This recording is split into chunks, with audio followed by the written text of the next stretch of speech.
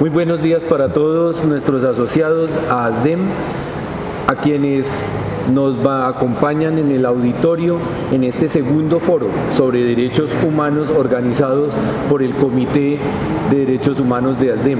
Hoy nos acompaña nuestro amigo Andrés Felipe Rivera, educador popular, comunicador de paz de Corpeis, quien amablemente nos ha acompañado para hablar de temas coyunturales en el marco de la negociación de paz, en el marco de lo que es el contexto pedagógico para la paz.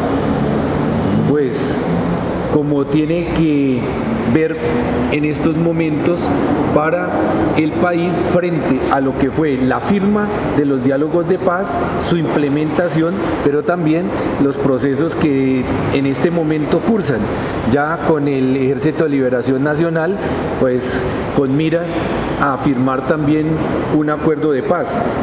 Y este segundo foro que nos convoca en el marco de lo que es la conmemoración de los derechos humanos el 10 de diciembre, tema que ha sido preocupación para el Comité de Derechos Humanos, pero también como uno de los elementos clave en el marco de trabajo de nuestro sindicato. Por ello, importante que analicemos la coyuntura y la construcción sociopolítica de ese ambiente y como camino para construcción de la paz. Les agradecemos a todos ustedes por participar de esta inquietud, de este segundo foro de derechos humanos que organiza ASDEM y fortalecer los espacios de diálogo, los espacios de paz y de promoción de los derechos humanos. Andrés, bueno, uno de los elementos clave es cómo implementar o los retos pedagógicos que tienen los procesos de paz en el marco de nuestro contexto sociopolítico. Y porque hablamos de otros elementos en nuestro contexto social, a veces el económico, a veces el marco social, pero olvidamos que es desde la pedagogía, que es precisamente desde la interiorización de ese nuevo escenario en el cual nos vamos a mover y en el que efectivamente podemos desarrollar un nuevo país.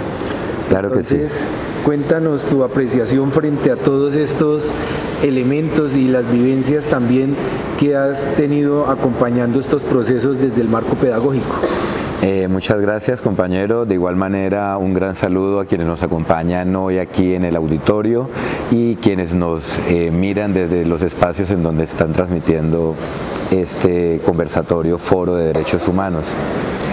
Soy Andrés Rivera, educador popular, defensor de derechos humanos, constructor de paz positiva territorial de Corpeis, la Corporación de Educación para el Desarrollo y la Investigación Social, y agradezco esta invitación en especial para poder plantear un horizonte y reflejo y espejo de procesos de construcción de paz, en este caso los centroamericanos, caso Guatemala y El Salvador, países en donde tuve la oportunidad de vivir, y esperaríamos poder contrastar los procesos de construcción de paz al mismo tiempo que pedagogizamos la paz. Entonces, cuando me refiero a un contexto de un horizonte, hablo de que en el 91 el M-19 hace una constituyente a través de un acuerdo de paz que nos permite romper con ese paradigma dominante de una constitución del 1800. Entonces, 3 siglos, llamémoslo así, atrasada a su contemporaneidad. Y nos permite ser reflejo y espejo en 1992 en El Salvador, con la firma de la paz, donde se crea el FMLN, el Frente Farabundo Mártir de Liberación Nacional, y en el 96 se hace el acuerdo de paz en Guatemala, el segundo país con el conflicto armado más prolongado en América Latina. porque nosotros somos el primero, el colombiano. 36 años de conflicto armado interno, y en esta dinámica ya mi preocupación no fue vivir en una sociedad posconflicto para conocer sus cambios estructurales, políticos y económicos, sino los desafíos pedagógicos en cada una de esas sociedades que lograron llegar a la no repetición o al nunca más. Hablo de que en El Salvador estuvo el mismísimo Paulo Freire en 1992 con el FMLN, Ciazo Educación y demás actores subversivos como sociales en la construcción de la paz. ¿Y qué implica que haya ese personaje en una construcción de paz? O sea, el desafío de una educación popular para la construcción de la paz. Y nos remitimos después a lo que fue la experiencia en el 95, precisamente aquí tenemos la obra de Desafíos Pedagógicos de Carlos Aldana, siendo en ese momento director de la ODAC, la Oficina de Derechos Humanos del Arzobispado de Guatemala, quien es el Centro de Memoria Histórica hoy vigente, que es el Centro de Memoria Histórica Monseñor Juan Gerardi, donde está el tomo Guatemala Nunca Más, que ya ahora aquí con nuestro ejemplo es desde la Comisión de la Verdad, pues todo lo que implica ese desafío, ¿no? Y ellos, un dato que hablábamos anteriormente, un año antes de la firma de la paz ya se planteaban los desafíos pedagógicos para la paz. Nosotros tuvimos que tener una tercera experiencia de construcción de paz, en el 91 el acuerdo de paz, en el 2005 el sometimiento a la justicia de las AUC, en el 2016 acuerdo de paz FAREP. Entonces, hasta ahora nos estamos planteando dizque los desafíos pedagógicos, y hablamos de que uno de ellos es la memoria, porque este foro nos llama a hablar de la importancia de la memoria en el contexto de la defensa de los derechos humanos. Y me refiero concretamente a la vida de este horizonte pedagógico que es el sindicalismo, quienes son los educadores de nuestra escuela oficial y pública, y quienes tendrán el reto y el desafío de educar para la paz en esta sociedad que aún vive en medio de la guerra.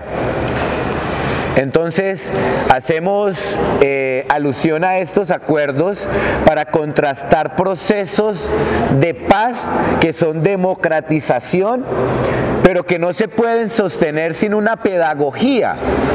Y el ejemplo claro es que nosotros como sociedad, que ha generado 3 experiencias de construcción de paz, y a la última se le ha denominado una etapa de posconflicto, pues tenemos grandes contradicciones frente a ese concepto, porque en el aula no se vive el posconflicto, aún se vive la guerra. Entonces, una experiencia y una reflexión que hemos vivenciado en una gira territorial que hicimos en el Cauca, en Corinto, con el proceso de liberación de la Madre Tierra, en Agua Bonita, Montañita Caquetá, con los excombatientes. Estuvimos en Armenia con el colectivo de Educación Popular y compañeros de la JUCO, y estuvimos en Manizales con Chinchiná Resiste y la Fundación Cristal de Sábila Neurodiverso, que queda en la Plaza de Mercado. Hicimos una gira territorial con un compañero salvadoreño, un educador popular, también con esa experiencia, y llegamos a una conclusión de que ellos sí tienen claridad de cómo fue su educación antes de la guerra, durante la guerra y después de la guerra. Entonces hablaban de que la educación antes de la guerra era una educación de la teología de la liberación con una lectura popular de la Biblia, donde a través del Evangelio se veía, se juzgaba y se actuaba. Un horizonte cristológico liberador, y tenían a Monseñor Romero. Al gran Monseñor Romero, hoy santo y canonizado por Francisco, San Romero de América. En Guatemala, a Monseñor Juan Gerardi, obispo de Quiché, quien, siendo él en el país, en el segundo país más indígena de América Latina, una persona ladina, como le llaman, mestiza, pues pues se fue de pueblo en pueblo con un traductor para poder recopilar los textos, como por ejemplo el genocidio que juzgó a Efraín Ríos Montt en el 2013, dictador, presidente y general, a quien se le atribuyen las operaciones Tierra Arrasada y Victoria 82. El genocidio por el cual se condenó a Efraín Ríos Montt, genocidio y racismo. Condena crimen de lesa humanidad. Esos son los horizontes que tenemos. Y a Monseñor Gerardi se le asesinó después de crear el REMI, la recuperación de la memoria histórica. Y a Monseñor Romero se le asesinó en homilía por denunciar el hijo del campesino que era secuestrado, torturado y asesinado. Hermano de la compañera que era parte del sindicato. El catequista que por llevar cantos alusivos a los documentos de Medellín, que es la segunda conferencia episcopal latinoamericana hecha en esta ciudad, en donde por primera vez se habla de un sentido cristiano y humanista, de una educación liberadora, eso es reflejo y espejo. Hay una publicación en el periódico El Colectivo que se llama Del basta ya al nunca más. Es una reflexión que hice sobre por qué ellos allá pueden ahora hablar del nunca más y nosotros acá seguimos con el debate del basta ya. El basta ya. Entonces, hablando de que el compañero salvadoreño sí tenía claridad de la educación antes de la guerra y durante la guerra, que era una educación popular de organización de bases, era una educación popular que tenía un sentido que así como condujo a la guerra, también podía llevar a la paz. Y después de la educación, y después del acuerdo de paz, se lleva a cabo una reflexión, y es que nosotros en Colombia queremos una educación en el marco del posconflicto con una comisión de la verdad, pero tenemos aún una contradicción pedagógica política, que no hemos conocido la historia de cómo fue nuestra educación antes, durante, y ya nos estamos planteando el después de la guerra cuando aún vivimos en guerra. Muy bien, gracias a nuestra audiencia. Retomamos este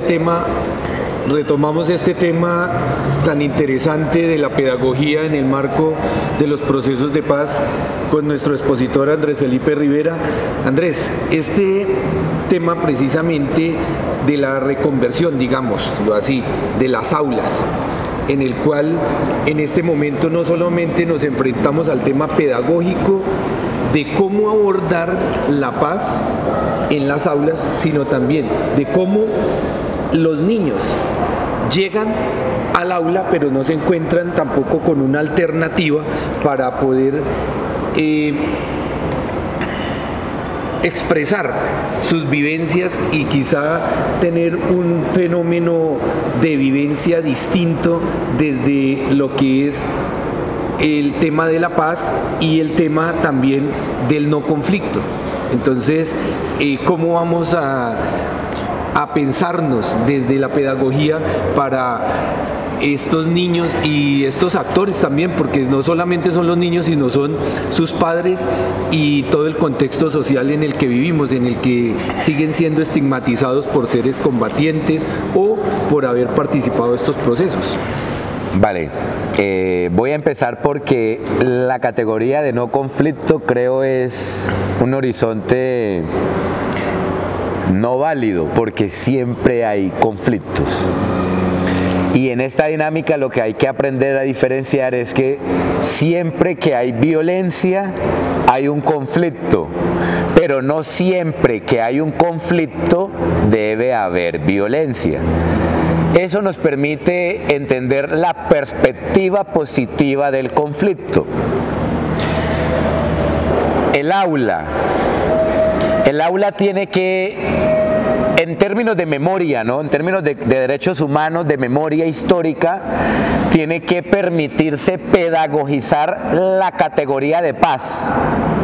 la categoría de violencia, que es guerra, y la categoría de conflicto. Le vamos a hacer un breve análisis a una persona del grado 11 que posiblemente tendría las capacidades de enfrentarse al desafío de ser ciudadano. Incluso a nosotros mismos en la academia, en la universidad y en el mundo popular. ¿Cuántos conflictos armados internos tiene hoy Colombia? Y sabemos que vivimos en guerra, pero no sabemos cuáles son los actores armados y en qué territorios están. Por lo tanto, aún tenemos una idea no profunda ni crítica de la misma sociedad y de la misma guerra que criticamos. Porque queremos transformar eso y educar para la paz, pero no sabemos cuántos son los conflictos armados internos que hay en este país, que son 6 según el CICR, el Comité Internacional de la Cruz Roja. Ahora, en este sentido, se permite uno, bueno, si esos son los actores, pues pedagogicemos la violencia. Pedagogizar es poder enseñar, no una definición de la violencia, porque entre más definida sea la violencia, más inconclusa se hace la paz. Porque no se puede encerrar la categoría de violencia, sino que se tiene que dimensionar, que es un desafío pedagógico, que esperaría poderlo plantear dentro de lo que en Colombia se le llama la construcción de la paz positiva.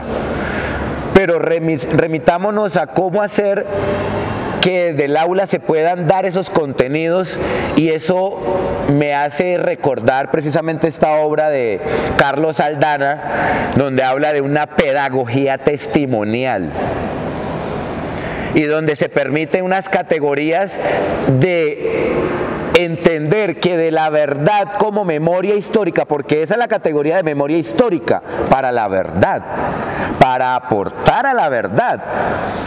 Habla de que después de esa categoría no viene el perdón, sino que viene la tolerancia y la justicia, para después hablar de perdón. O sea que dentro del marco de la justicia transicional, que es verdad, perdón, reconciliación y no repetición, en donde abordamos esa construcción de la memoria histórica y la defensa de los derechos humanos para la categoría de reconciliación.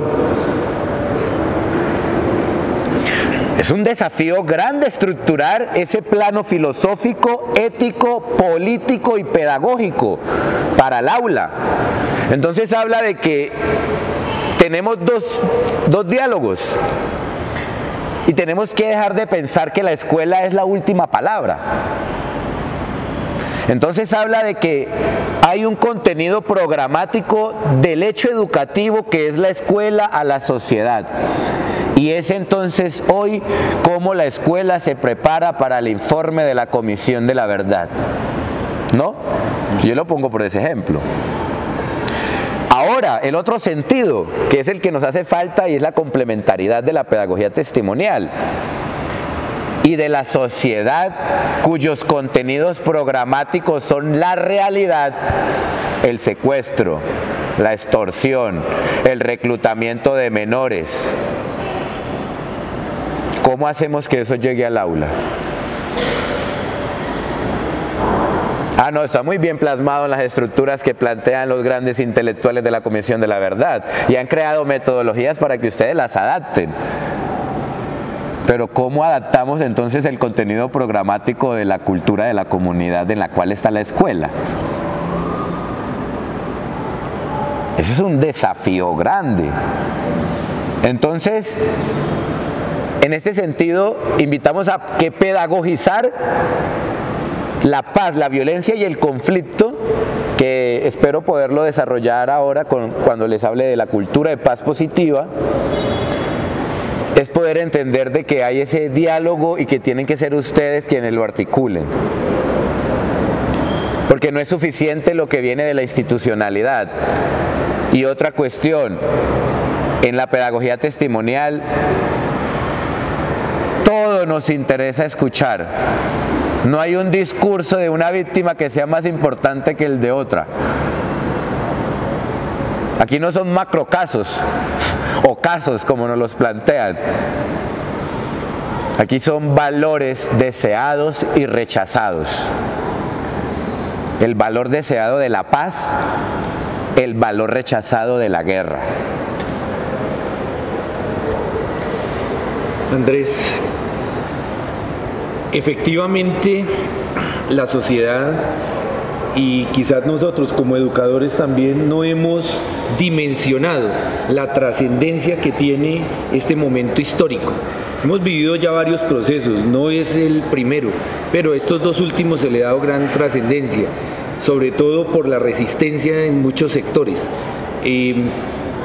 Por ejemplo, un momento fue, o en su momento, fueron los diálogos con el M-19, que desemboca en el cambio de constitución, finalmente, que se repiensa el país y que efectivamente da unos frutos grandes en este contexto, no solo político, social, sino también a nivel de la educación. Pero también están otros movimientos que han participado, campesinos, como el Quintín Lame. Tenemos también los fenómenos vividos, por ejemplo, en la costa con la corriente Renovación Socialista, pero como que no hemos todavía como sociedad incorporado esas enseñanzas al aula. Por ejemplo, tenemos una cátedra de la paz en nuestro currículo pedagógico, pero la cátedra de la paz se ha convertido en simplemente también un discurso o darle unos contenidos a los muchachos, y eso que estamos hablando de las ciudades, qué pensar de las zonas rurales donde quizá no hemos aprovechado esas vivencias para construir un nuevo país. ¿Qué opinas tú de estos dos elementos? Bueno, yo lo que creo es que frente a esa necesidad urgente de educar para la paz, hoy en día Colombia se ha vuelto el país que más estudios sobre la paz tiene en el mundo. Detallen ese dato. Diplomados, especializaciones, doctorados, ya próximamente a sacar pregrados. Entonces, yo lo que quiero reconocer es que en la importancia del momento histórico, en lo que hay que profundizar frente a esas cátedras institucionales, es que ojalá tuvieran la dimensión de la cultura de la paz. Cuando hablamos de cultura de paz, implica tres conceptos: educación, investigación, acción. Entonces, ojalá esa cátedra de cultura de paz no sea solamente un contenido de información que eduque o que comunique qué son los derechos humanos, sino que eduque para los derechos humanos, lo que implica acción en defensa de derechos. En este sentido, trascender esas dimensiones de la cultura de la paz. La educación, que en Europa es educación para la paz, pero en América Latina es educación popular, que en Occidente es investigación sobre la paz, que es ciencia trilateral, pero que en América Latina es IAP como ciencia popular, y que desde Occidente es paz positiva, y que desde América Latina es la acción liberadora y la acción popular. Entonces, entender que no todas las categorías se tienen que sujetar de acuerdo a la institucionalidad, y ojalá no repliquemos los modelos occidentales con necesidades del sur. No se nos olvide que somos el sur y que tenemos pensamiento propio. Escudriñemos en él, en esa historia popular, en esa ciencia popular, en esa educación popular, en esa historia de acciones populares. que son, si volvemos al caso de Centroamérica, vernos como esos ejemplos. Bueno. Muy bien, Andrés, al auditorio que nos acompaña el día de hoy, hasta estos 2 bloques que hemos trabajado, ¿alguna pregunta para Andrés para que nutramos este discurso y esta reflexión frente a lo que es la pedagogización de la memoria histórica? Andrés, buenos días, y compañero Javier. Buenos días, compañero. Escuchándole el planteamiento que usted hace y como el ejemplo, digamos, la experiencia de Centroamérica, ya tenemos, o usted nos puede compartir qué experiencia significativa ha habido en la escuela o cómo ha sido el trabajo desde la escuela para esa reconstrucción de la memoria histórica. Claro que sí. Le voy a hablar de una institución que se llama EPRODET, Esfuerzos y Proyectos de Educación Popular. Fue una biblioteca comunitaria que se inspiró en la teología de la liberación con un sacerdote norteamericano en Ciudad Quetzal, Villa del Quetzal, en una parte marginal de esas ciudades que llaman ciudades dormitorios, donde la gente toda trabaja en la ciudad en el día, se queda inhabitada y solo llegan en la noche. Allá se construyó una escuela desde esa recuperación de la memoria. Entonces, cuando yo conocí esa experiencia, ellos hablaban de una pedagogía de las emociones.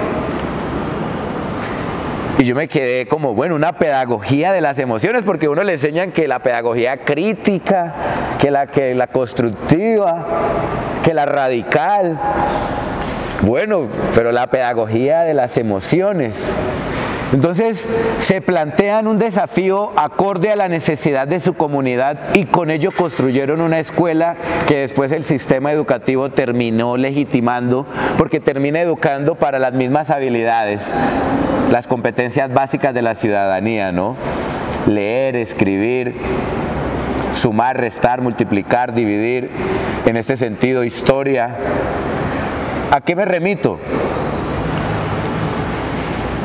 Aquí se tienen que empezar a construir escuelas para fortalecer esos procesos, para que nuestra institucionalidad tenga una complementariedad y no seamos las curas del jarrón que se cayó y que queda así, con cicatrices, que es así como veo yo el sistema educativo. Y que deseamos entonces hasta con educación popular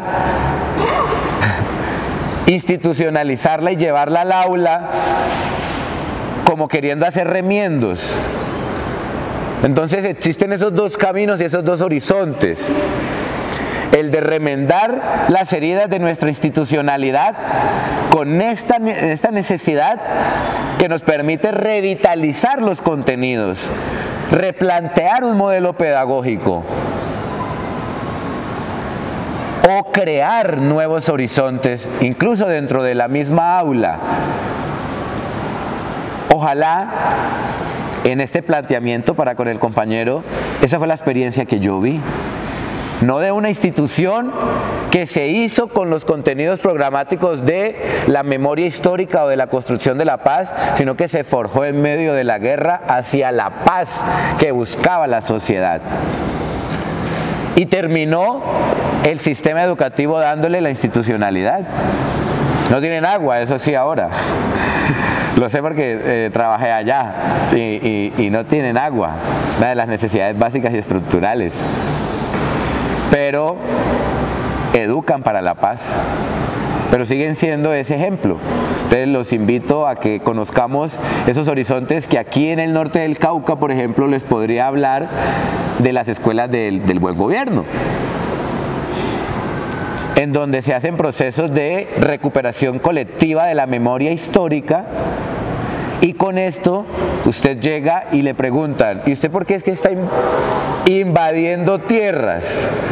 Que su sentido es liberar tierras, porque se llaman proceso de liberación de la madre tierra. Y lo remito a Quintín, ya que me lo mencionaron por acá. Ellos saben quién es Quintín, ellos saben quién es la cacica La Gaitana, ellos saben quién es Juan Tama, Quilos y Ciclos.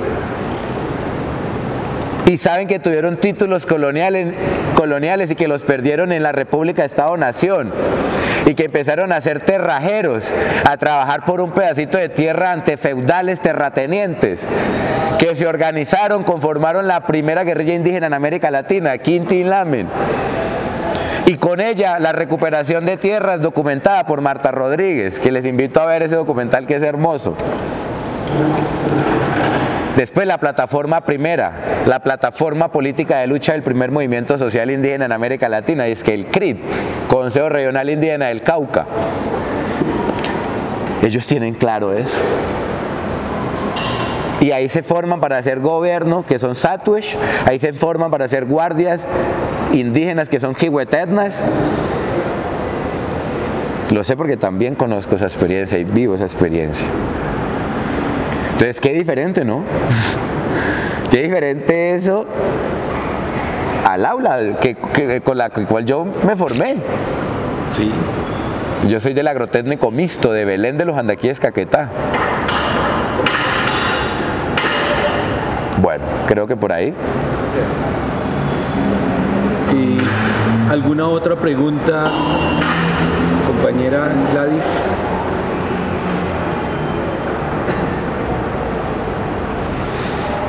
Espero haber apuntado bien. Gladys, buenos días. Buenos días, ¿cómo estás? Me toca pegarme mucho. Buenos días. Quería preguntarte que nos amplíes sobre la pedagogía testimonial, o sea, cómo trabajar en el aula esa pedagogía testimonial y de pronto, cómo abordar los maestros, si tenemos como esa capacitación de enfrentar al muchacho que ha vivido todo esto, o a los padres de familia, y cómo hacer esa catarsis y cómo estaremos preparados para lo que podamos encontrar, porque al contar estos testimonios, ¿cierto? Los chicos pueden entrar en una crisis, una ansiedad, y nosotros entonces, ¿cómo estaríamos preparados para eso? O sea, ¿en qué momento hacerlo? O sea, ¿qué sería lo adecuado desde tu experiencia? Porque de pronto eso sí me preocuparía, o sea, tener un chico que empiece a contar y se desborde y nosotros sí estaremos en esa capacidad de manejar esa catarsis. Bueno, gracias por la pregunta, compañera. La pedagogía testimonial implica dimensionar a la reconciliación en la malla curricular.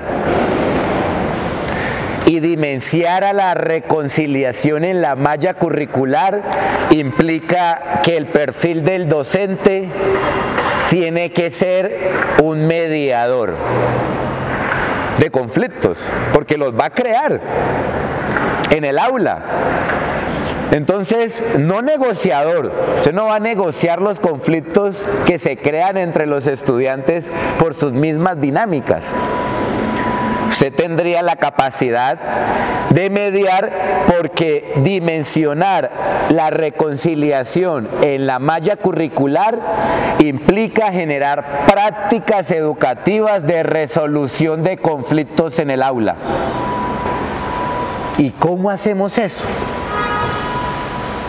Aquí, por ejemplo, tenemos esta obra, Juegos de Paz, de la Escola de Pau, o la Escuela de Paz de la Universidad Autónoma de Barcelona, en donde se permite una metodología socioafectiva, y su referente es Paco Cascón Soriano. Cátedra UNESCO, Educar en y para el conflicto. Hay que saber educar para el conflicto, en y para. Ese es el temor. No tenemos aún esa capacidad. Y yo le voy a poner un ejemplo mío, personal. Estaba acompañando el Comité de Pedagogía de las FAREP de la Mariana Páez en el departamento del Meta, en la Escuela de Carabineros de la Policía. Un encuentro de verdad, de reconciliación. Estaba el sargento Lazo, secuestrado en la toma de Miraflores, San José del Guaviare. Y estaba yo con los excombatientes, estábamos en una escuela militar. Sonó, entonces llegaron los protocolos, sonó el himno de Colombia, todo el mundo de pie, sonó el himno del departamento del Meta, todo el mundo de pie, sonó el himno de las fuerzas militares, Y los excombatientes se sentaron. Y yo me quedé. Y todos los demás nos miraban. Y yo obviamente ahí supe qué postura tomar. Y yo me senté. Que yo estaba como asesor y acompañante del Comité de Pedagogía de las FAREP de la Mariana Páez. Tenía que reconocer esa postura. Cuando yo me senté, ellos se miraron entre sí y se reían. Cuando terminó el evento, el sargento Lazo se me acerca y me dice: venga, compañero, ustedes los excombatientes. Y yo pues soy civil. Quedé a la par. El maestro tiene que tener esa postura. Entender que cuando está en un acompañamiento de un grupo concreto, tiene que actuar para esos intereses. Si no, no va a poder ser mediador de ellos, nunca. Porque no va a tener confianza de parte de ellos. Pero ahora hablemoslo en el aula. Dos muchachos que se pelean, o dos niños que se pelean por un color. El ejemplo más concreto. Les repito, siempre que hay un conflicto, siempre que hay violencia hay un conflicto, pero no siempre que hay un conflicto tiene que haber violencia. Así como en ese caso concreto, en esa experiencia con los combatientes, las fuerzas militares, por un himno nacional o por un himno, que yo pensé que eso no fuera a tener tanto sentido, pero yo no estaba preparado para eso. A mí en ningún momento cuando estudié Cultura de Paz me dijeron: usted tiene que prepararse en algún momento de que si suena el himno de los que son contrarios a lo con los que usted anda, usted tiene que... A eso nadie se lo enseña. La experiencia, la praxis, teoría práctica. Entonces, les invito a eso, a que desarrollemos una escala de valores en donde eduquemos en y para el conflicto, nos presentemos, tengamos confianza, cooperación y, sobre todo, actividades de resolución de conflictos. Yo hago 2 actividades de resolución de conflictos en un taller que doy. La primera, le pido a uno de mis compañeros, antes de que todos entremos al aula, que se siente en un lugar específico y que no se pare. Por más que yo le pida a él que se pare, él no se va a parar, y por más que le pidan los demás, él no se va a parar.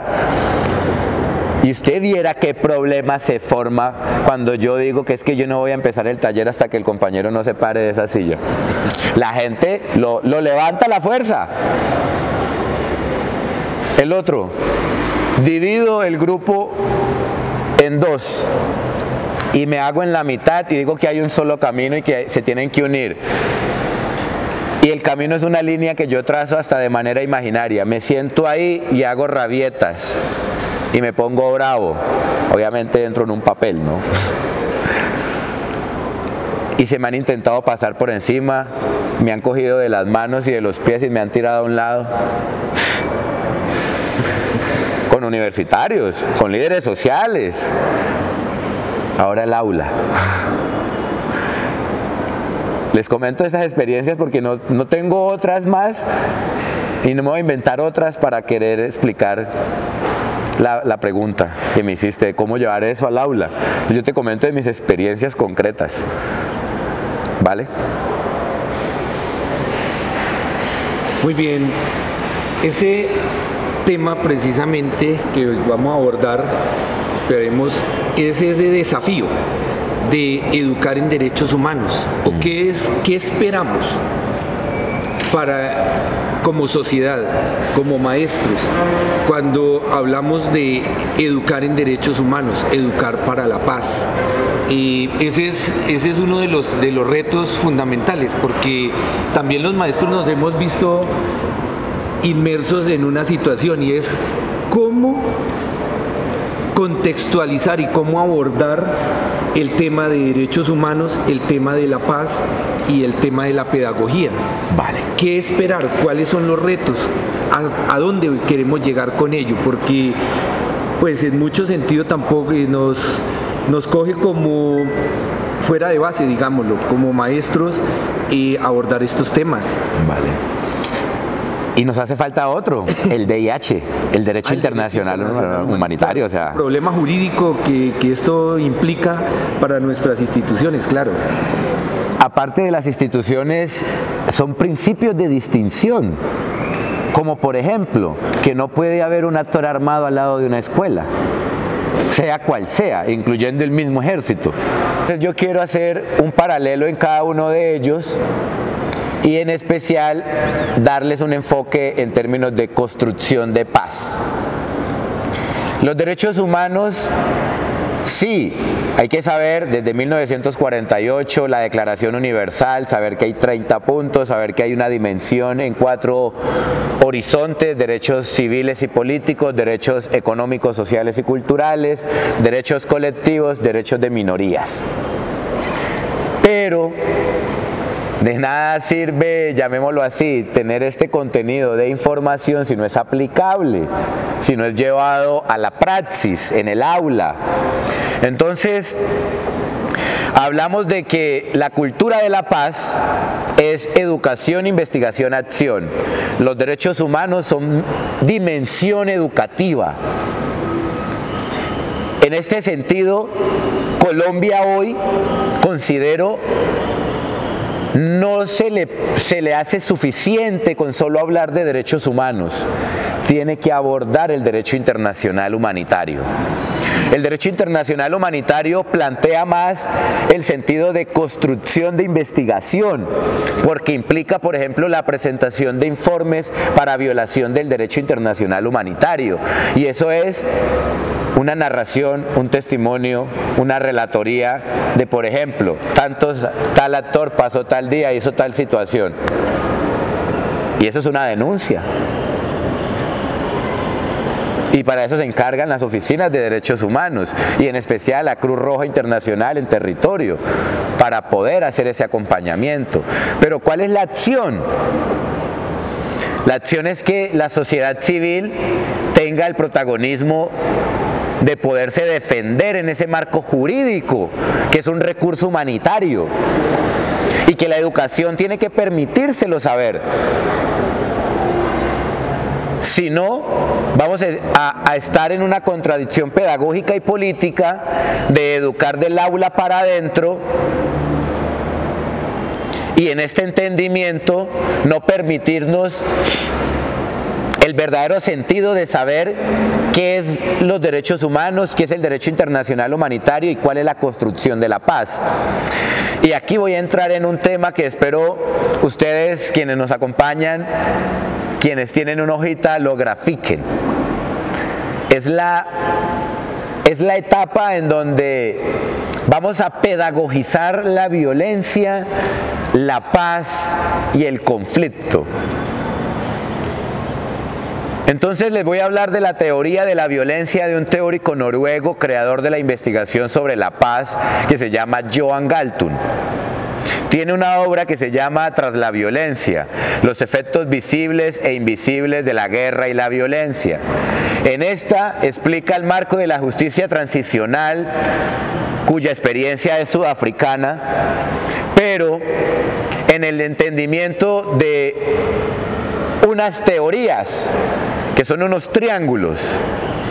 Hablaremos entonces del triángulo de la violencia directa, estructural y cultural, que permite entender que Colombia tiene una violencia directa como sociedad posconflicto o sociedad profundamente dividida, que es una guerra con 6 conflictos armados internos, según el CICR, el Comité Internacional de la Cruz Roja, en donde hay muchos más conflictos, como el del norte del Cauca por las tierras, pero son conflictos sociales, no armados. Hay una gran diferencia. Ahora, en este entendimiento, somos una sociedad que vive la guerra, ¿no? Ahora vamos a una tipología de la violencia estructural que queda en una de las puntas del triángulo abajo, cuyas dimensiones son la política y la economía. La política que genera represión cuando no hace democracia ni diplomacia. Y la economía que genera explotación cuando no genera equidad ni igualdad. por decisiones económicas y políticas que reprimen y explotan, hay 3 factores de muerte de la humanidad. El primero, hambre. La falta de alimentos. Es una decisión política y económica que unos coman y otros no. El segundo, un recurso vital de vida, el agua. Es una decisión política y económica que unos tengan agua y que otros no. Tercero, lo que denominan servicios vitales de vida, salud, tierra, trabajo, vivienda, educación, techo, como lo llama Francisco, tierra, trabajo y techo, las 3 T's. Pero bueno, ¿de qué me sirve a mí saber que hay una violencia directa y estructural, que hay represión y explotación en un país donde se vive en guerra? Que el resultado de ese triángulo en la otra esquina evidencia una cultura de la violencia. Una violencia cultural que se encarga de 2 aspectos. El primero, de legitimar la violencia directa. Entonces sacamos a un ministro de Defensa que decía que en el bombardeo en el Caquetá, donde murieron niños menores de edad, esos eran máquinas de guerra. ¿Sí o no? O sea, ahora, legitima y oculta la raíz estructural porque es una doctrina que aún se siga bombardeando y que ahora con este nuevo ministro de Defensa, Iván Velázquez, pues ya se ratificó y hay un respeto al DIH y ya no volvieron a haber bombardeos donde caen menores de edad. Un cambio, ¿no? Percibido según la violencia directa.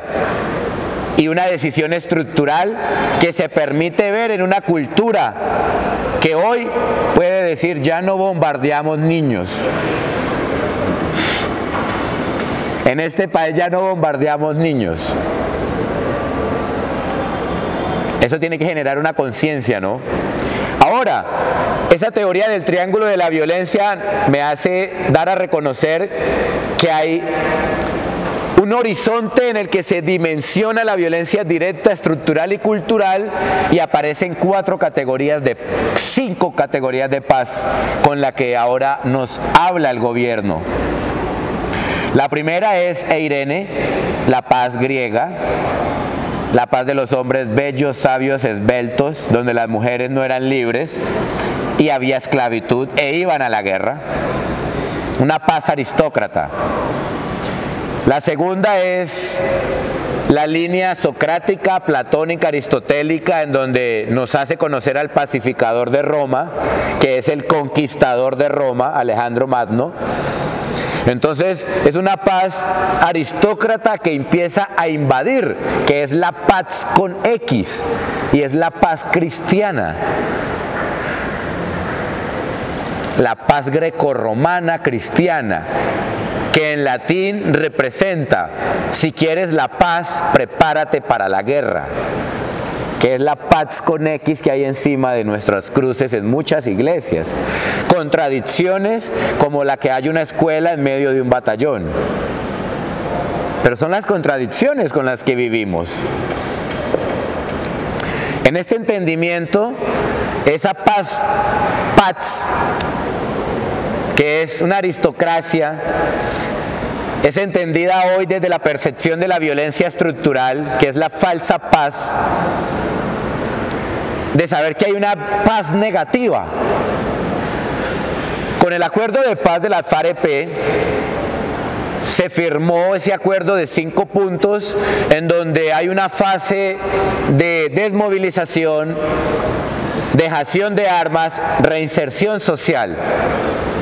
Se pudo percibir en el marco de la teoría de la violencia, del triángulo de la violencia de Galtung, que la violencia directa dejó de ser percibida. Dejó de haber tomas guerrilleras, dejó de haber combate en el marco de las FAREP, Estado colombiano, FAREP, ELN, FAREP, autodefensas gaitanistas. al menos desde lo que se consagra en la que se firmó la paz, porque hubo una disidencia que no se acogió al acuerdo de paz, que es la que hoy llaman la disidencia FAREP, de este tipo que nos dijo el gobierno Duque que había muerto, se reclamó la recompensa y hoy está vivo, que es el John Mordisco, que opera en el Cauca. En esta dinámica, ¿qué quiere decir? Que los mandos medios de la disidencia de las FARC que no se acogieron al acuerdo de paz, o sea, no todas las FARC firmó el acuerdo. Hubo unos mandos medios que quedaron con una disidencia. El secretariado firmó la paz. Llevó a 10.000, 12.000 hombres y mujeres a zonas veredales de transición y normalización a nivel nacional, a la desmovilización, a la dejación de armas y hoy a la inserción social. Eso es un cambio percibido, se vio, lo vivimos. Muchos de nosotros incluso hasta fuimos a ver cómo vivían, a conocer, a ver incluso familiares. Ahora, en esta dinámica, esa fue la percepción directa, pero habían más conflictos armados, ¿no? Estaba el ELN, las autodefensas gaitanistas. Entonces, esa paz no es una paz completa y a esa tipología de paz se le denomina paz negativa. Entonces, con la firma del acuerdo de paz, el planteamiento es el de una paz negativa. Esta paz negativa nos permite entender que en el marco de la teoría de la violencia hay paces que avanzan en la resolución de unas tipologías de la violencia, pero que hay otras violencias como la estructural que no se pueden abolir con una firma de paz, como por ejemplo el hambre. En este entendimiento tenemos unos postulados y ya no hablamos de sociedad posconflicto, sino de sociedad de metaconflictos, que son las tipologías de la violencia estructural y cultural que no se acogen o no se resolucionan con la firma de una paz, porque la violencia estructural continuó y la violencia cultural sigue tan fuerte que 4 años, 7 meses después, se rearmó el firmante de paz, jefe negociador del acuerdo de paz de las FAREP, Iván Márquez. ¿Qué quiere decir? Que firmantes de paz hoy tienen una nueva estructura armada. No cumplimos en el marco de la justicia transicional con el valor de la no repetición. Pedagogizamos la violencia, hablamos del triángulo de la violencia. Les acabo de abordar la historia de la paz desde nuestra cultura grecorromana, que es la que nos invadió y nos impone. E Irene, Paz con X, la paz negativa. La invitación es a la paz positiva, a que así como la violencia tiene acciones directas, estructurales y culturales, nosotros desde la educación para la paz en el marco de los derechos humanos también generemos acciones directas, estructurales y culturales, y para ello hay que trascender las dimensiones de la educación, la investigación y la acción para abordar en la dimensión curricular tanto los derechos humanos como la memoria histórica, y en este sentido una práctica dentro del aula que es la reconstrucción, la reconciliación y la resolución de conflictos. Fíjense en todo esto para terminar diciéndoles que entonces, ¿qué es la paz total? Porque ese es el desafío hoy, ¿no? De una paz total. ¿Cómo pedagogizamos la paz, la violencia y el conflicto para poder hablar de paz total? Y en la paz total, la defensa de nuestros derechos, los derechos humanos, universales y plurinacionales. Dejaría por ahí. Andrés, tenemos varias preguntas de quienes nos acompañan hoy acá en el auditorio enfocadas precisamente a ese objetivo que el Comité de Derechos Humanos de ASDEM ha querido enfatizar en este segundo foro sobre pedagogización de la memoria histórica. Voy a iniciar con esta pregunta que me parece muy interesante en el sentido también de los espacios físicos, de los espacios que representan la memoria, no solamente el contenido cultural de lo que significa la memoria histórica, sino de aquel simbolismo que representan algunos espacios. Nos dice la pregunta, en esta semana asistí a un evento en la Casa de la Memoria. La Casa de la Memoria es el espacio que se creó en Medellín para que no se olvide y para que la comunidad tenga acceso a esos espacios que han significado la crueldad de todo el conflicto. Entonces nos dice que en este evento en la Casa de la Memoria, que comenzó el martes pasado y dura hasta el sábado, en la actividad en la cual se encontraba tuvo una mala impresión de cómo se está llevando a cabo este proceso como en su objetivo, y que le gustaría conocer tu opinión frente al respecto a lo que significa la Casa de Memoria como institución encargada de recuperarla. Bueno, les mencioné de una obra que se llama Tras la violencia, los efectos visibles e invisibles de la guerra y la violencia. Ahí se plantea un horizonte frente a las 3 R's: reconstrucción, reconciliación y resolución de conflictos. Nunca se resoluciona un conflicto sin reconciliar. Nunca se reconcilia un conflicto sin haber sido reconstruido. La Casa de la Memoria no solamente permite dar una percepción de lo que ya pasó, como previniendo de que no vuelva a pasar, sino que también nos tiene que permitir un escenario en donde encontramos a víctimas y a victimarios, y donde estos tienen un diálogo que pueden reconstruir lo que pasó para darle una perspectiva diferente o positiva.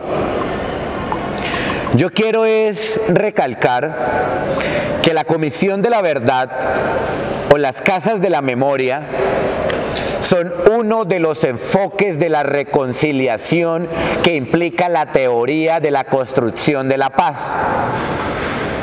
Entonces la Casa de la Memoria no es el horizonte único y la complejidad de lo que llega a ser la reconciliación.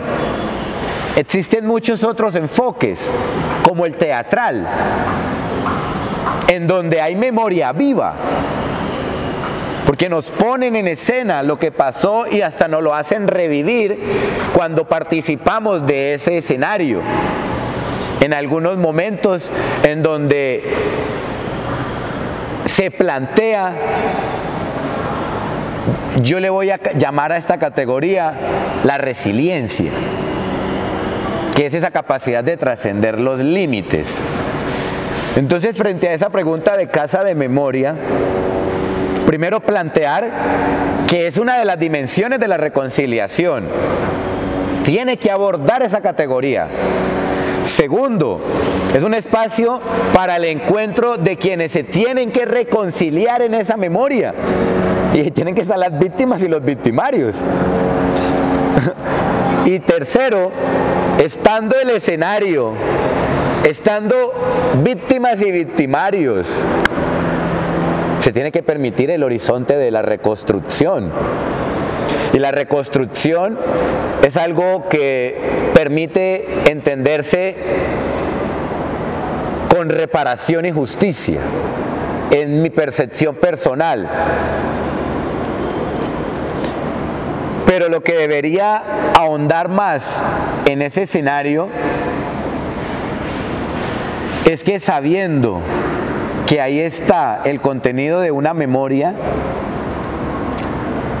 cómo ésta puede ayudar a transformar una realidad, no a sostenerla.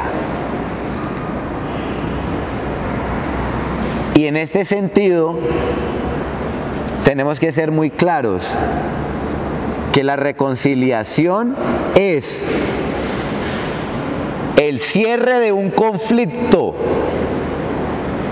y la apertura de un futuro que no es calculado.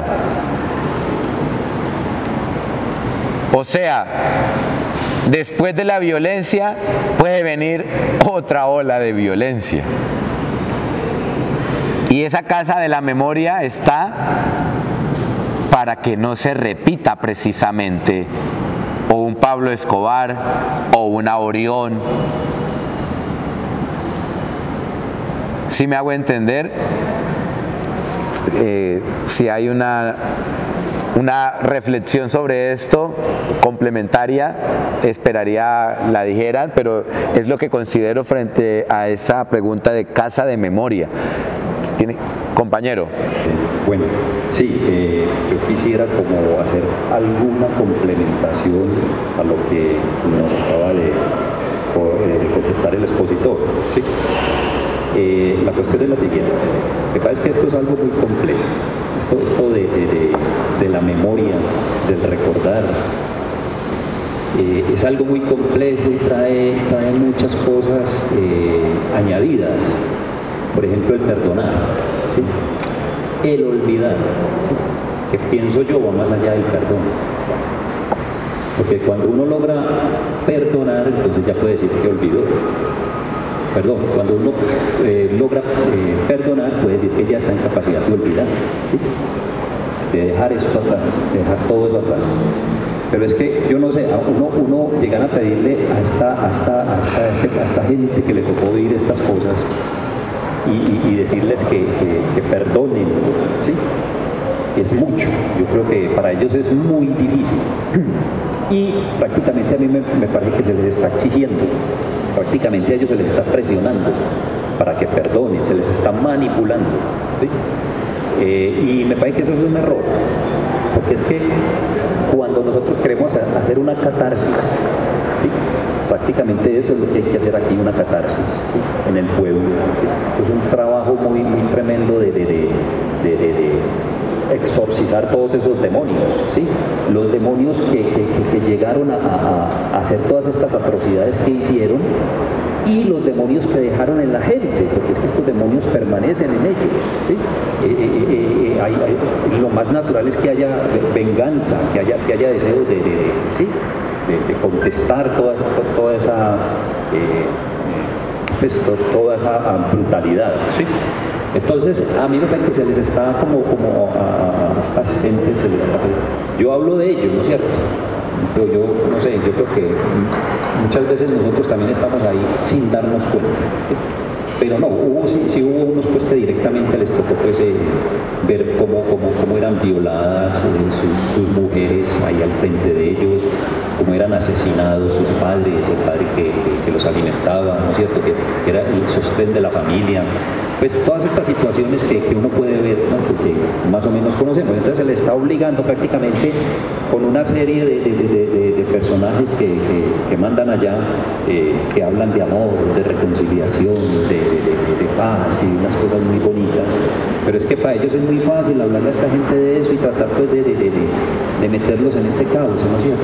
Entonces a mí me parece que llevar las cosas por ahí no está bien. Bueno, frente a las palabras del compañero voy a decir dos aspectos. El primero es que el marco de justicia transicional que se hizo para el acuerdo de paz tiene una estructura que es la que va a juzgar y va a permitir la complementariedad de la Comisión de la Verdad, que es otra figura institucional que se creó también en el marco de ese acuerdo. Hablemos de la JED. Verdad, perdón, reconciliación y no repetición. Es el marco de la justicia transicional y bajo ese marco se están llevando los procesos de memoria, verdad, perdón.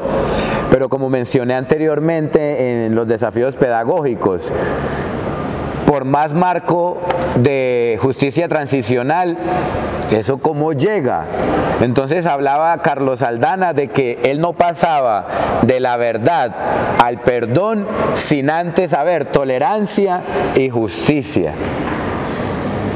Ahora yo les pregunto, ¿ustedes van a llevar la secuencia como tal o necesitan unas dimensiones que flexibilicen esa carga?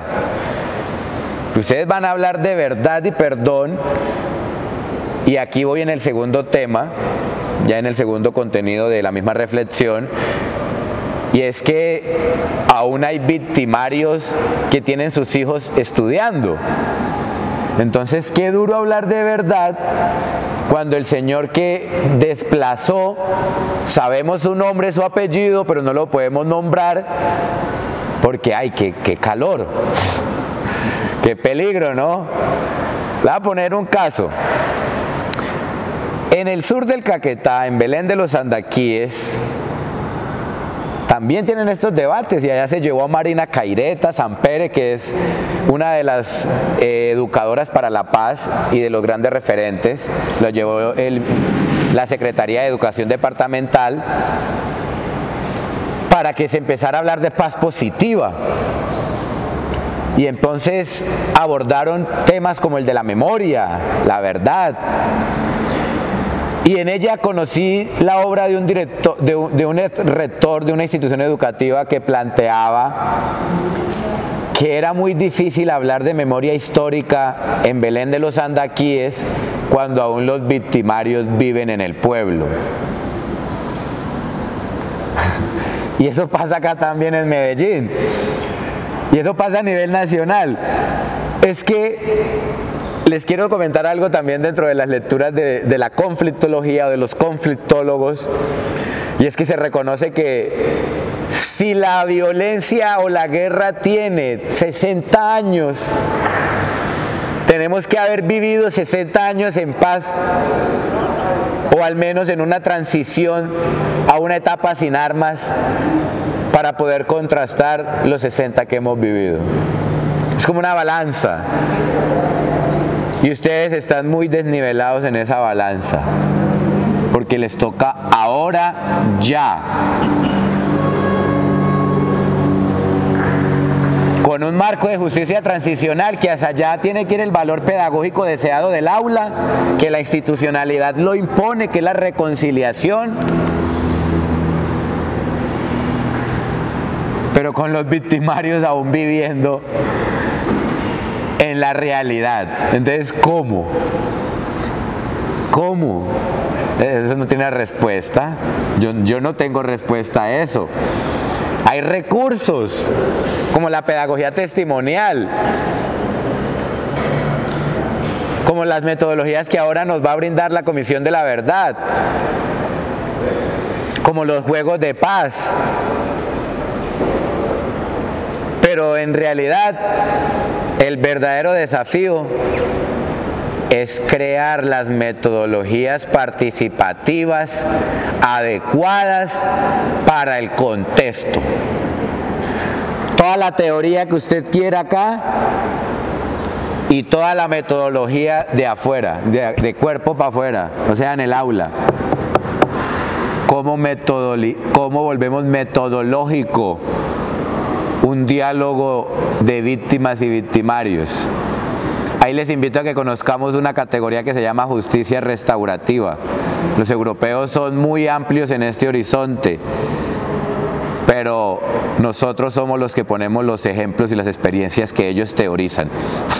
Sí. O sea, tenemos que interiorizar en nuestras experiencias, encarnarlas. Muy bien, Andrés. Tenemos acá otro bloque de preguntas en el cual 3 preguntas muy interesantes, como todas, pero que hoy también no hemos abordado demasiado, y es el tema de la afrocolombianidad, ¿cierto? Entonces, voy a empezar precisamente por esa, me voy a permitir variar el orden un poquito, y nos dice cómo se puede visibilizar la Cátedra de Estudios Afrocolombianos como herramientas para la paz hacia el otro y no solo como tema de discriminación y solo para la comunidad afrocolombiana, que efectivamente a veces se ve como para un solo sector.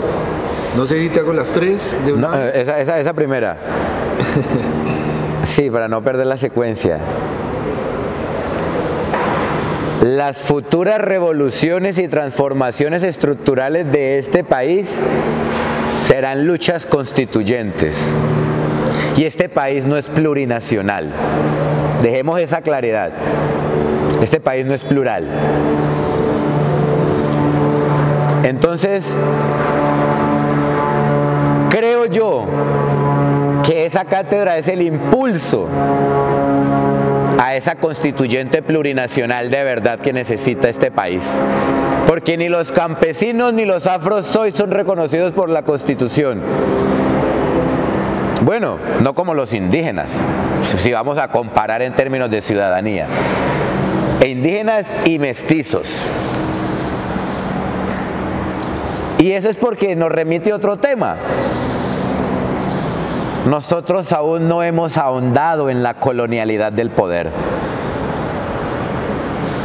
Eso es un contenido, y yo voy a remitirme a un teórico, Frantz Fanon, del Frente de Liberación de Argelia, cuyo método pedagógico es la sociogénesis. Y en este planteamiento la categoría de la racialización. La ley, la economía, la cultura, la educación está racializada. Y ese es el debate que yo creería que esa cátedra tendría para brindarnos e invitarnos a conocer qué es la historia compartida como pueblo oprimido. En el norte del Cauca tengo un tema muy complejo. Y es con los pueblos afro y los indígenas en el tema de la liberación de la madre tierra.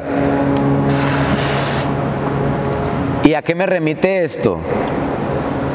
A entender que los conflictos hoy por la tierra, sus grandes protagonistas son los pueblos históricamente marginados, explotados.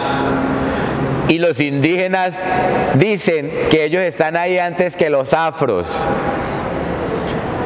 Y entonces les pregunté yo, pasando de Corinto a Miranda, que íbamos para Cali. Ese es el puente de los esclavos, ¿cierto? Sí. ¿Quiénes lo construyeron? Y los mismos indígenas dicen, afros e indígenas. Fíjense muy bien, si los dos vivieron ese horizonte de esclavitud, los dos han de tener que vivir el horizonte de libertad.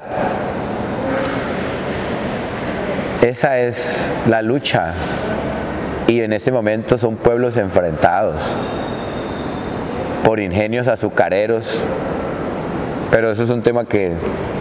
Pero voy hacia allá, esperaría poder reflexionar en ese sentido. La otra se dirige a qué metodología nos puedes regalar para llevar el tema de la Comisión de la Verdad al aula de clase, desde grado 0 hasta grado 11. Bueno, qué fuerte eso. Uf.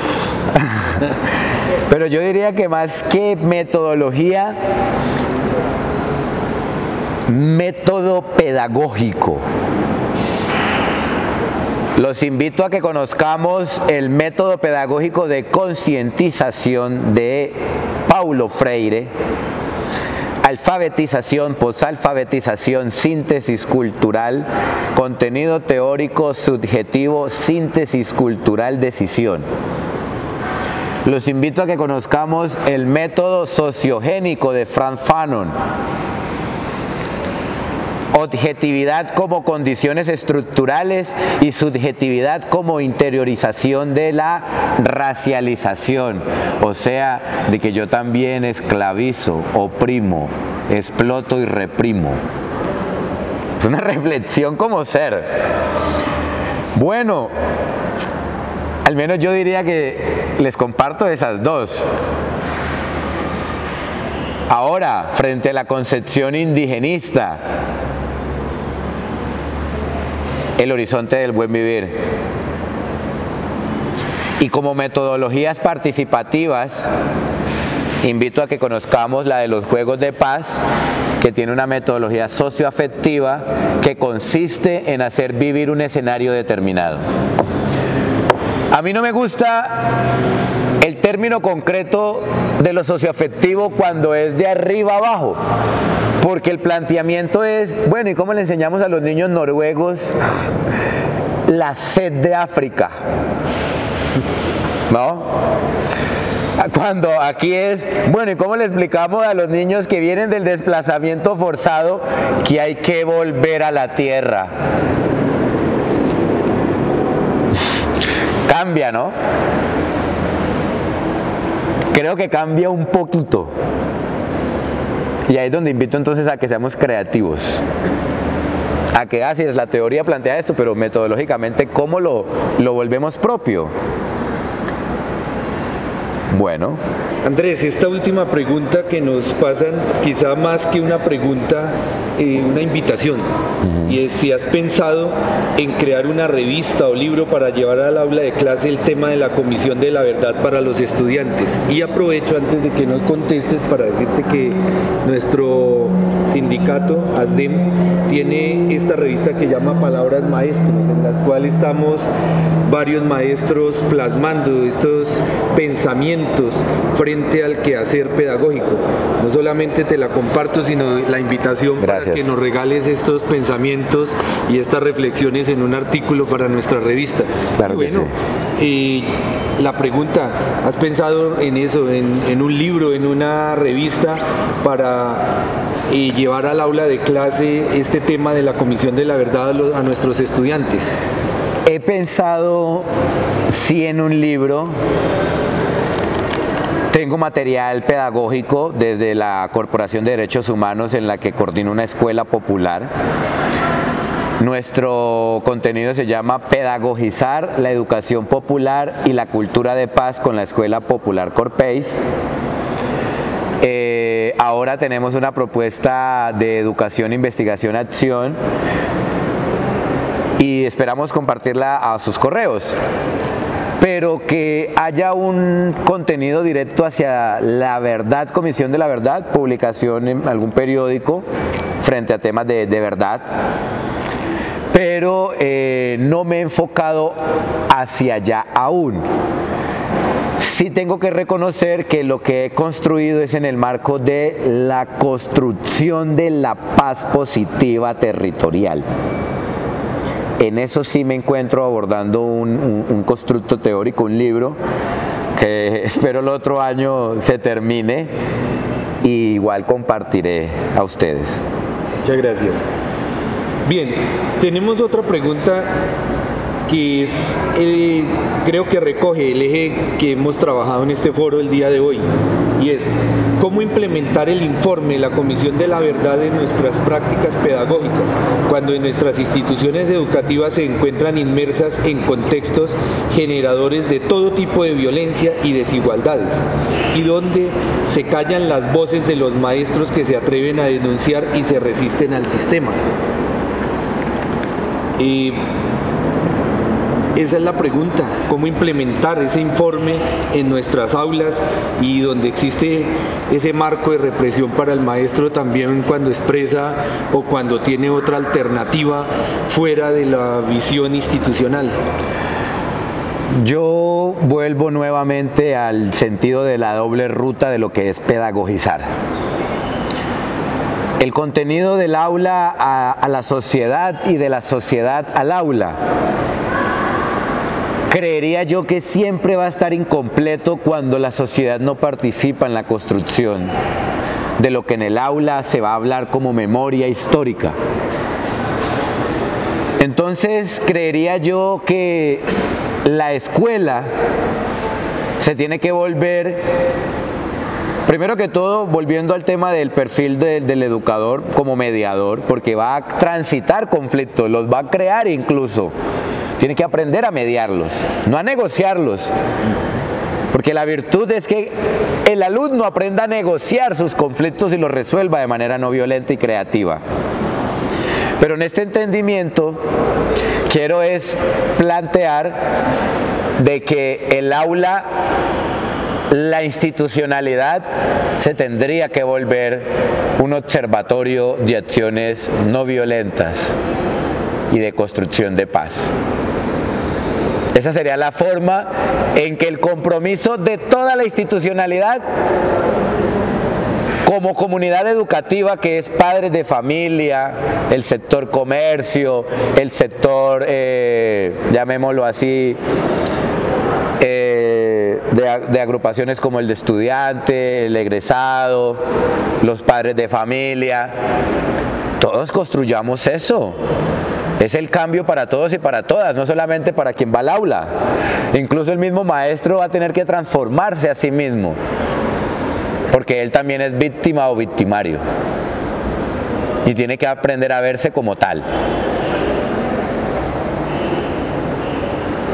Bien, y para finalizar, justamente la pregunta de la compañera Leila tiene que ver con ese tema, con el tema de esa limitación y de esas prácticas de creación del maestro que muchas veces se ven frustradas en el aula. Compañera, por favor. Buenos días, Andrés, y gracias por aceptar y estar aquí presente.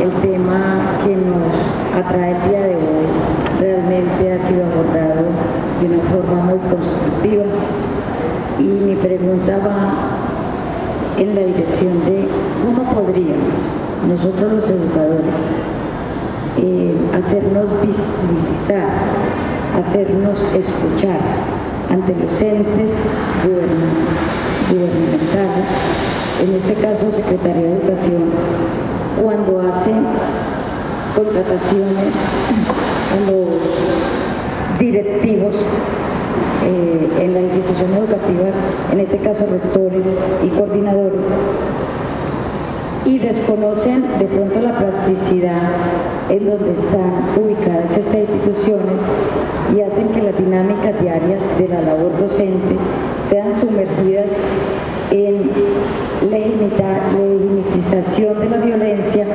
frente a los malos tratos e indignos tratos de esa parte administrativa hacia los mismos docentes, haciendo de antemano que este subalterno docente esté cansado y haya una violencia que no se visibiliza en este plano, y que al final lleva un cansancio de esta labor y no permite ser proactiva y se limita a toda creación para que se imparta una paz real en el aula de clase.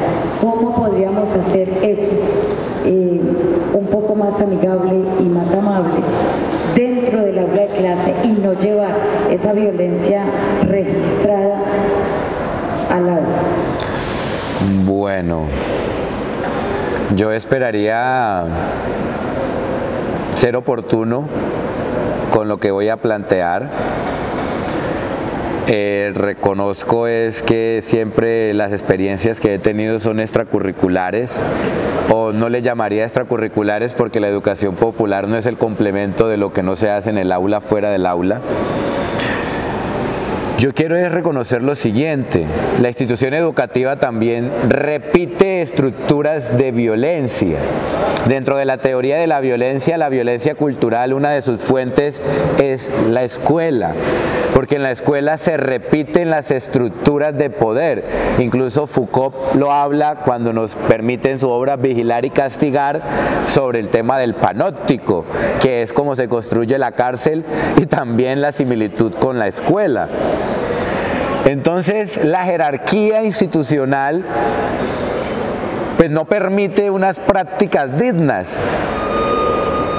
Pero entonces aquí es donde nos remitimos a qué estamos haciendo ahora en el sindicato o en el equipo de derechos humanos. Porque esas son luchas colectivas, eso no tiene que ser una individualización de un sujeto. Entonces, me remite a plantear el desafío de un colectivo de derechos humanos, de una unión y una organización sindical, y en especial de unas claridades frente al horizonte pedagógico que ya tiene ese espacio que llamamos aula, que llamamos escuela.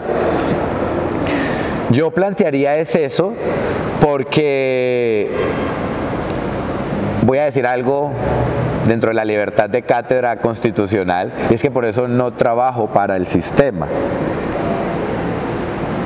Yo no trabajo de manera formal en una escuela, he trabajado, sí, he tenido experiencias, pero nunca con vinculación formal, sino acompañando, formando maestros para hacer renovación curricular en derechos humanos, en cultura de paz, ahora con estos temas de memoria, de reconciliación. Entonces no he tenido esos inconvenientes de manera propia, pero sí soy consciente de que existen esas jerarquías que no permiten buenas prácticas pedagógicas.